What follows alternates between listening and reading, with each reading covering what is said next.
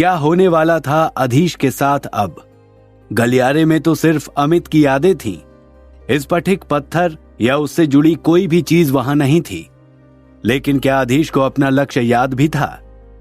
अधीश उस दरवाजे के भीतर दिखाई दे रहे अस्पताल के कमरे के सामने उसी तरह बैठा रहा। अमित पट्टियों में लिपटा हुआ बिस्तर पर पड़ा था और उसकी मां अनन्या और विट्ठल आसपास बैठे हुए थे। चाहकर भी अधीश कुछ कर नहीं सकता था।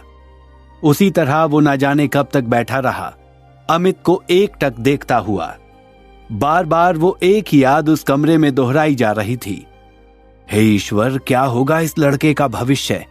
न जाने और कितने साल या बिस्तर पर इसी तरह पड़ा रहेगा, अधीश ने सोचा। लेकिन तभी उसके मन में दूसरा विचार आया, अमित का भविष्य। तो फिर मैं कौन हूं? और विट्ठल के हिसाब से तो अभी सिर्फ 5 दिन हुए हैं। इसका मतलब है कि इसके आगे वो सोच नहीं सका। सोचने का कोई अर्थ भी नहीं था, क्योंकि उसे खुद भी नहीं पता था कि वास्तव में हुआ क्या है। अमित के 5 दिन अधीश के 5 सालों में कैसे बदल गए हैं। अधीश अब भी वहीं बैठा था। बार बार उसे वही दृश्य याद आ रहा था, जब सड़क पार करता हुआ अमित अचानक सरदर्द होने पर सड़क के बीचों बीच बैठ गया था और एक तेज गति की कार आकर उससे टकरा गई थी। अमित हवा में उछला और कलाबाजियां खाता हुआ जमीन पर आ गिरा। इसके बाद अधीश को कुछ भी याद नहीं आ रहा था। उसने आंखें बंद की और उस दृश्य को एक बार फिर अपने मन में दोहराने लगा। अचानक उसे बहुत तेज दर्द का एहसास हुआ, ठीक उसी तरह जिस तरह अमित को उस समय हुआ था, जब वो सड़क के बीचों बीच बैठ गया था। एक पल के लिए अधीश को लगा कि जैसे वही सड़क के बीचों बीच में बैठा हुआ है। एक तेज गति की कार आकर उससे टकराई, वो हवा में उछला और जब उसकी आंख खुली तो वो चंद्रनगर में विश्वा के महल के एक कमरे में था। अधीश ने धीरे से आंखें खोली और अपने चारों ओर देखा। ये देखकर वो चकरा गया कि अभी तो सामने अस्पताल का कमरा था और अमित बिस्तर पर लेटा हुआ था, और अभी वो कहां गया? अरे, ये तो मेरा कमरा है। अधीश ने चौंक कर इधर उधर देखा, लेकिन यहां उसे कुछ बदलाव सा नजर आया। इतने में कमरे पर किसी ने थाप दी। अधीश दरवाजा खोलने के लिए आगे बढ़ता है। इससे पहले ही एक दुबला पतला सा युवक उसके बाजू में से गुजरा और जाकर दरवाजा खोल दिया। दरवाजे पर जया खड़ी थी, महल की एक सेविका। उसने सर झुकाए हुए ही धीमी आवाज में कहा, भैया जी, आपको विश्वा जी बुला रहे हैं। युवक ने जोर से कहा, आता हूं। अधीश सोच में पड़ गया। भैया जी? जया और दूसरे सेवक उसे ही भैया जी कहकर बुलाते थे। फिर ये युवक कौन है? इतने में युवक पलटा और अधीश ने उसकी ओर देखा तो हैरान रह गया। ये तो उसी का दूसरा रूप है, हूबहू उसी की तरह दिखने वाला, लेकिन कद काठी में थोड़ा कमजोर और उम्र में काफी अधिक। एक क्षण के लिए अधीश सोच में पड़ गया। हे ईश्वर, ये मेरे साथ क्या हो रहा है? इतने में जोर की आवाज हुई। मोबाइल फोन पर अलार्म घनघना उठा। उसे देखकर अधीश और अधिक घबरा गया। ये कौन सी विचित्र वस्तु है जो इतनी बुरी तरह से चीख रही है? काफी देर तक अलार्म उसी तरह बजता रहा। अधीश उसे बंद करने की कोशिश में उसे इधर उधर छू रहा था और अलार्म बंद हो गया। अधीश ने वो मोबाइल उसी कमरे में छिपा दिया और भागकर बाहर निकल आया। जब सीढ़ियां उतरकर नीचे बड़े कमरे में पहुंचा तो उसने देखा कि वहां की सजावट बिल्कुल बदल गई है। लकड़ी और धातु से बनी हुई बड़ी बड़ी गद्देदार कुर्सियां कमरे के बीचों बीच रखे हुए हैं और एक बहुत बड़ी कुर्सी पर विश्वा जी बैठे हुए हैं। विश्वा जी के बाल पक गए थे और चेहरे पर झुर्रियां उभर आई थीं। पिताजी इतने बूढ़े कैसे हो गए? अधीश ने सोचा। तभी एक नन्हा सा बालक दौड़ता हुआ आया और विश्वा जी की गोद में चढ़ गया। अधीश भी उसकी ओर बढ़ा। ये तो नील है, उसने सोचा, लेकिन ये बालक विश्वा जी को नाना जी पुकार रहा था। नाना जी यानी देवयानी का बालक? लेकिन अभी तो मैं उसे इतना छोटा छोड़कर आया था। इतने में वो दूसरा अधीश सीढ़ियों से उतरा और आकर विश्वा जी के सामने सर झुकाकर बैठ गया। विश्वाजी ने एक सेविका को बुलाकर बालक को उसके हवाले किया, फिर अधीश से बोले, कहिए राजकुमार जी, और कोई कसर बाकी है अभी मेरी बेइज्जती कराने में? दूसरा अधीश सर झुकाए बैठा रहा और वो सुनकर हैरान रह गया। जिस तरह विश्वाजी उस दूसरे अधीश से बात कर रहे थे, इस तरह तो पिताजी ने मुझसे कभी बात नहीं की। विश्वाजी फिर गरजे, आज फिर से माधव देव के यहां गया था तुम्हारी विवाह की तिथि तय करने के लिए, लेकिन आज तक तो वो मुझे टालते ही रहते थे। आज उन्होंने साफ साफ कह दिया है कि वे अपनी बेटी माधवी का विवाह तुम्हारे साथ नहीं कर सकते। उन्होंने बैकुंठनाथ के लड़के लोक के साथ उसकी शादी पक्की कर दी है। तुम्हें पता है ना बैकुंठनाथ के परिवार के साथ हमारी कितनी पुरानी दुश्मनी है, और आज सिर्फ तुम्हारी वजह से मुझे इस अपमान का सामना करना पड़ा। दूसरा अधीश उसी तरह चुप बैठा रहा, लेकिन इसको सुनकर जैसे चक्कर ही आ गया। क्या माधवी का विवाह? लेकिन माधवी उसके बेटे नील की मां है। विश्वाजी की बात सुनकर अधीश घबराने लगा, लेकिन अब भी उसे कुछ समझ में नहीं आ रहा था कि ये चल क्या रहा है। वो जोर जोर से चीखना चाहता था और सबको सब कुछ बता देना चाहता था, लेकिन यहां उसकी सुनता कौन? यहां तो उसे कोई देख भी नहीं पा रहा था। तभी दरवाजे से एक दूसरे युवक ने प्रवेश किया। विश्वाजी ने खड़े होकर उसका स्वागत किया। आओ आओ प्रताप बेटे, मैं तुम्हारा ही इंतजार कर रहा था। अब बस मुझे तुम्ही से थोड़ी उम्मीद है। इन महानुभाव से तो कुछ भी कहना ही व्यर्थ है। मैं इन्हें सीख देता हूं और ये एक कान से सुनकर दूसरे कान से उड़ा देते हैं, और ज्यादा कुछ कहूंगा तो घोड़ा लेकर निकल पड़ेंगे जंगल जंगल भटकने के लिए। प्रताप को देखकर अधीश जैसे आसमान से गिरा। प्रताप यहां कैसे आ सकता है? वो तो चंद्रनगर से बाहर जाते समय सैनिकों के साथ हुए युद्ध में मारा गया था ना। तभी उसने आसपास नजर दौड़ाई। ये सब सेवक भी तो, और जया को भी तो त्रिलोक के सैनिकों ने मार दिया था। हे ईश्वर, ये मैं किस जगह आ गया हूं जहां मुर्दे भी जिंदा हो उठे हैं, लेकिन पिताजी और देवयानी का ये बालक और मृगांक कहां है? मृगांक की याद आते ही अधीश के मन में उम्मीद की एक किरण जागी। सिर्फ वही उसकी सहायता कर सकता है। लेकिन तभी विश्वाजी की आवाज ने उसकी ये उम्मीद चूर चूर कर डाली। वे प्रताप से कह रहे थे, मैंने अपने जीवन में कोई बहुत बड़े पुण्य किए होंगे, तभी मैंने दामाद के रूप में तुम्हें पाया है।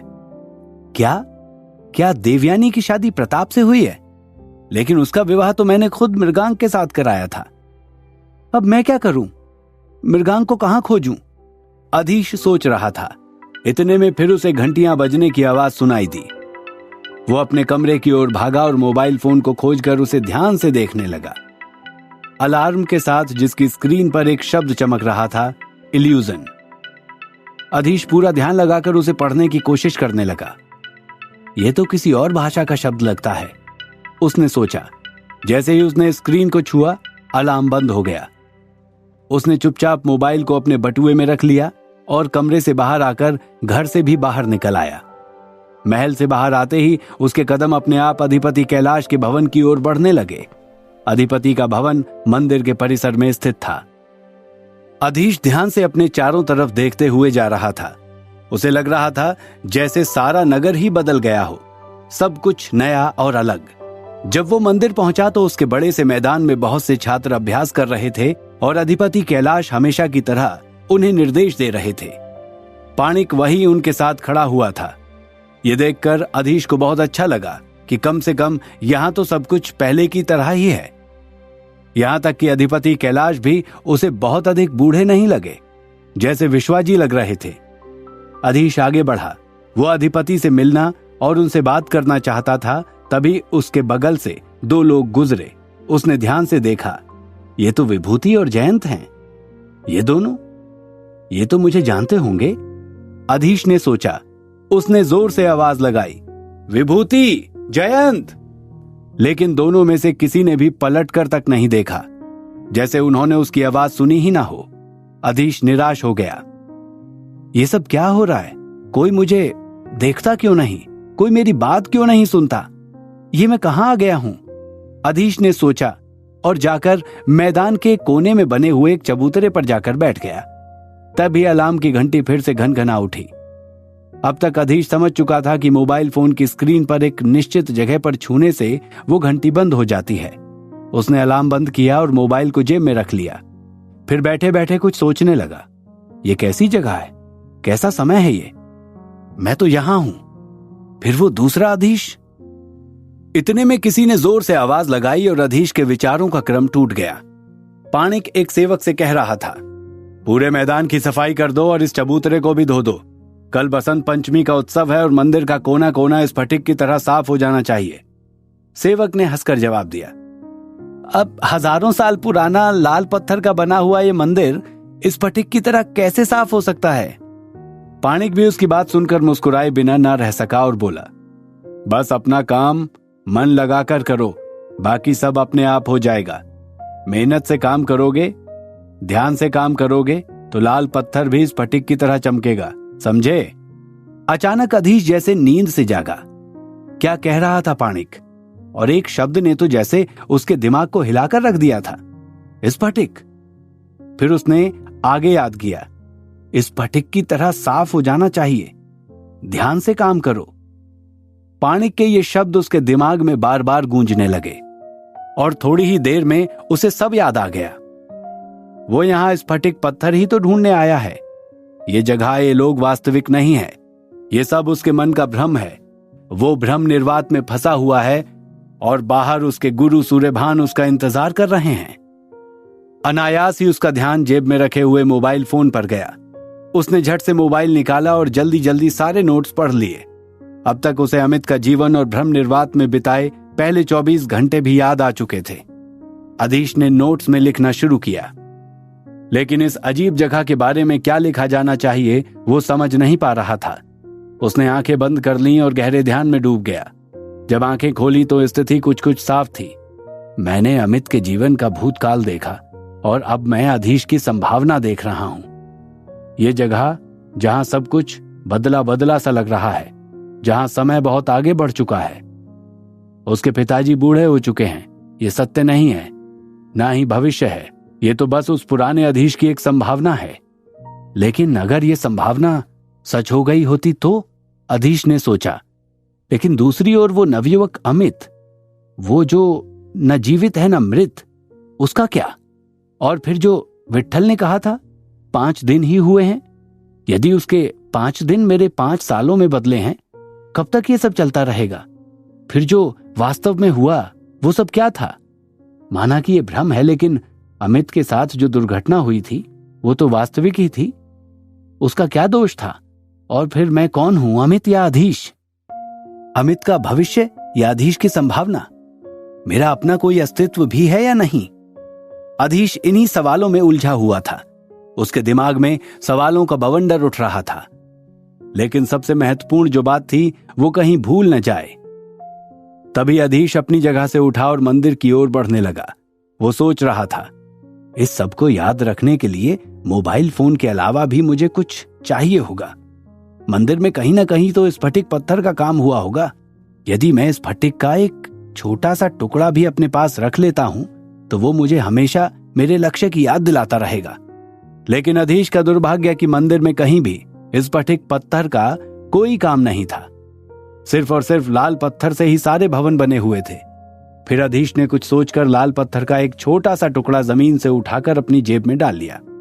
अधीश को भ्रम निर्वात में आए 24 घंटे से अधिक हो चुके थे, लेकिन स्फटिक पत्थर तो क्या, सफलता की एक छोटी सी संभावना तक नहीं दिखाई दे रही थी। रोशनी की एक किरण भी अंधेरे को दूर कर सकती है, लेकिन अधीश के मन का अंधकार तो बढ़ता ही जा रहा है और वो धीरे धीरे भ्रम के इस अंधेरे में और अधिक डूबता जा रहा है। क्या होगा अब अधीश का भविष्य? भ्रम का ये अंधेरा उसे निगल जाएगा या उसकी बुद्धि की रोशनी उसे राह दिखाएगी? जानने के लिए सुनते रहिए द मैजिशियंस सीक्रेट, सिर्फ और सिर्फ पॉकेट एफएम पर।